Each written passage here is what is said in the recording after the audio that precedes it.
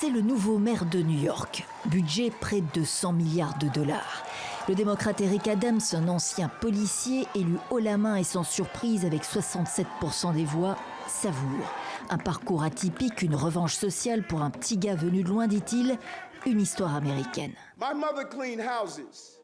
Ma mère faisait des ménages, j'ai été plongeur, j'ai été frappé par la police et je me suis retrouvé dans un commissariat, certain que mon avenir était déjà tout tracé. Et maintenant, je vais être la personne en charge de ce commissariat et de tous les autres commissariats de la ville de New York. 36 000 policiers sous ses ordres. Adams, qui succédera le 1er janvier à un autre démocrate, l'impopulaire Bill de Blasio, affiche son programme. Nous sommes confrontés à une triple crise, la Covid, la criminalité et le désastre économique. Nous allons donc investir les uns dans les autres. Nous allons soutenir ceux qui se battent pour la garde des enfants, les soins de santé et les logements abordables. À Brooklyn mardi, c'est avec un portrait de sa mère, encore elle, que l'ancien délinquant est allé chercher les voix des électeurs jusqu'au dernier instant.